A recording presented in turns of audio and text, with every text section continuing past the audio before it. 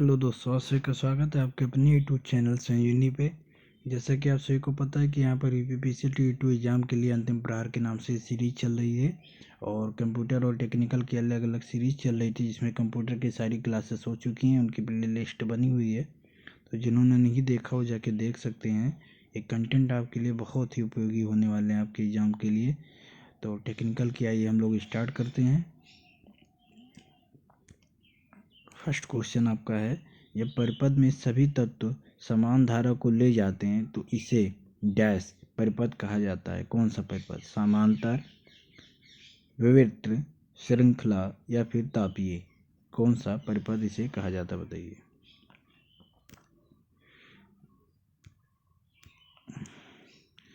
जब परिपथ में सभी तत्व समान धारा को ले जाते हैं तो इसे कौन सा परिपथ कहते हैं? तो इसे हम लोग कहते हैं श्रृंखला परिपथ। ठीक है, आगे चलते हैं। यदि तीन प्रेरक समानांतर में संयोजित किए जाएं तो निम्न में से कौन सा सही है? सभी प्रेरकों में समान शक्ति होगी, सभी प्रेरकों में तापीय हानि समान होगी, सभी प्रेरकों में धारा समान होगी या फिर सभी प्रेरकों में वोल्टेज समान होगा, बताइए। क्वेश्चन नंबर 2 का आंसर क्या होगा? तो इसका आंसर होगा डी। ठीक है, कंटेंट आपके लिए बहुत ही इंपॉर्टेंट होने वाले हैं। एक दीप्त निकाय से प्रति सेकंड विकिरित प्रकाश को किस रूप में जाना जाता है? दीप्त, फ्लक्स, कैंडला, वाट या फिर लुमेन? एक दीप्त निकाय से प्रति सेकंड विकिरित प्रकाश ऊर्जा को किस रूप में जाना जाता है, बताइए।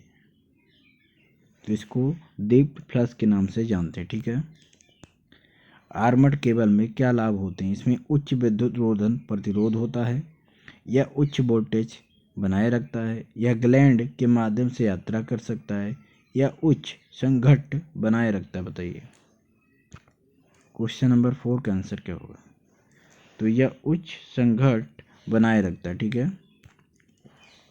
पेचकस को डैश के अनुसार निर्दिष्ट किया जाता है? ब्लेड की लंबाई, टिप की चौड़ाई, ए और बी, ना तो ए ना तो बी, बताइए क्या होगा आंसर। पेचकस को डैश के अनुसार निर्दिष्ट किया जाता है, बताइए। तो 5 का आंसर होगा ए और बी दोनों, मतलब कि ब्लेड की लंबाई और टिप की चौड़ाई दोनों के अनुसार से कर सकते हैं। ठीक है, आगे देखिए। डीसी मशीन में अंतर्ध्रुव का कार्य क्या है? क्षेत्र कुंडली तापन को कम करना, नुकसान को कम करना, वायु अंतराल भिन्नता के लिए क्षतिपूर्ति करना या फिर दिक् परिवर्तन में सुधार करना, बताइए। तो इसका आंसर होगा दिक् परिवर्तन में सुधार करना। ठीक है, एक मेगर एक ऐसा उपकरण है जो डैश में रीडिंग लेता है। तो मेगर किस में देता है? वोल्ट में, ओम में, हेनरी में या फिर एम्पियर में? तो 7 का आंसर होगा मेगर जो है ओम में देता है। ठीक है, तुल्यकालिक प्रतिघात की परिभाषा क्या है? या तो आर्मेचर की प्रक्रिया या रिसाव अभिवाह के कारण प्रतिघात, मशीन की आर्मेचर प्रतिक्रिया के कारण प्रतिघात, या फिर रिसाव अभिवाह के कारण प्रतिघात, या फिर रिसाव अभिवाह और आर्मेचर प्रतिक्रिया के कारण संयुक्त प्रतिघात, बताइए। क्वेश्चन नंबर 8 का आंसर क्या होगा?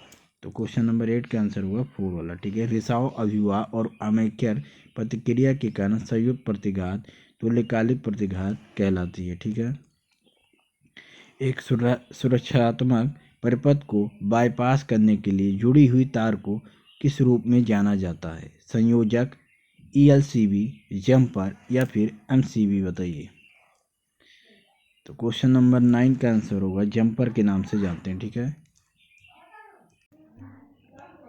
एक परिपथ को वियोजित करने के लिए आइसोलेटर का उपयोग कब किया जाता है? पथ के सक्रिय होने पर, पथ पर पूर्ण भार होने पर, पथ पर कोई धारा न होने पर या फिर किसी भी स्थिति के तहत संचालित किया जा सकता है, बताइए।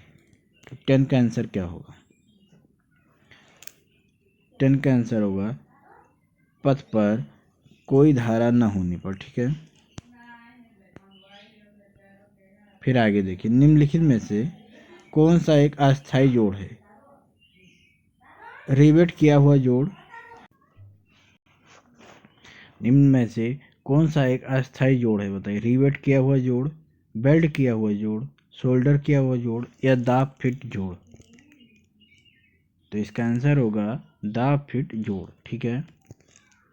हमारे घर में विद्युत उपकरण डैश से जुड़े होते हैं स्रोत के साथ समांतर क्रम में केवल तभी यदि वह उच्च शक्ति उपकरण है, स्रोत के साथ श्रेणी क्रम में, या फिर स्रोत के साथ कुछ श्रेणी क्रम में कुछ समांतर क्रम में, या फिर स्रोत के साथ समांतर क्रम में। बताइए 12 का आंसर क्या होगा।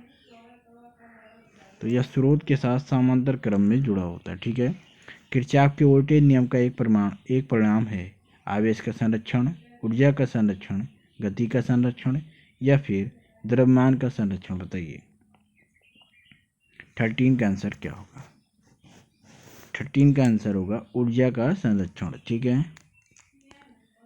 फिर आगे देखते हैं निम्न में से, ठीक है, कौन सी विधि डीसी ड्राइव के लिए उपयोग नहीं किया जाता है। आर्मेचर धारा और क्षेत्र डीसी, तापीय नियंत्रण, या फिर आर्मेचर वोल्टेज। 14 का आंसर क्या होगा। बताइए 14 का आंसर होगा तापीय नियंत्रण। ठीक है। 3 फेज प्रेरण मोटर ड्राइव के लिए निम्न में से कौन सी तकनीक का उपयोग नहीं किया जाता। बताइए आवृत्ति नियंत्रण, स्टेटर वोल्टेज नियंत्रण, रोटर वोल्टेज नियंत्रण, या फिर नमी नियंत्रण। बताइए 15 का आंसर क्या होगा। तो 15 का आंसर होगा नमी नियंत्रण। ठीक है। देखिए आगे फिर श्रृंखला घुमाव जनरेटर, शंट जनरेटर और यौगिक जनरेटर डैश डीसी जनरेटर के उदाहरण हैं। कौन से। स्वायोत्तेजित, स्थायी चुंबक, पृथक रूप से उत्तेजित, या फिर विन्यास। बताइए किसके उदाहरण हैं। तो ये हैं आपके स्वायोत्तेजित की। ठीक है। फिर आगे देखते हैं HVDC प्रणाली के मामले में यहाँ आवेशन धारा है लेकिन उपरिस्तर धारा शून्य है। आवेशन धारा शून्य लेकिन उपरिस्तर धारा, ना तो आवेशन धारा ना धारा उपरिस्तर धारा है। आवेशन धारा और उपरिस्तर धारा दोनों। बताइए तो इसका आंसर होगा सी। ठीक है। ट्रांसफार्मर की दक्षता अधिकतम होती है जब ताम्र हानि और लौह हानि की दुगनी है, ताम्र हानि बराबर लौह हानि की आधा दुगनी, या फिर ताम्र हानि बराबर लौह हानि, या अधिकतम दक्षता के लिए कोई स्थिति नहीं होता। ये क्या होगा। तो 18 का आंसर होगा ताम्र हानि बराबर लौह हानि होती है तब ट्रांसफार्मर की अधिकतम दक्षता होती है। ठीक है। एकल फेज से भू संपर्क दोष एक डैश दोष है। असममित दोष, आपदा, तापीय, या सममित। बताइए तो ये होगा असममित दोष। ठीक है। निम्नलिखित में से किस ट्रांसफार्मर में द्वितीयक धारा चुंबकीय धारा के समान क्रम में होती है। विभव ट्रांसफार्मर, धारा ट्रांसफार्मर, शक्ति ट्रांसफार्मर, या फिर वितरण ट्रांसफार्मर। बताइए 20 का आंसर होगा धारा ट्रांसफार्मर। ठीक है। आगे देखिए निम्न में से कौन सा अंकन उपकरण नहीं है। बताइए खरोचनी, विभाजक, जैनी कैपलर, वार्नियर कैपलर। बताइए 21 का आंसर होगा वार्नियर कैपलर। चुंबकीय परिपथ में रिसाव कारक को किस प्रकार परिभाषित किया जाता है। कुल फ्लक्स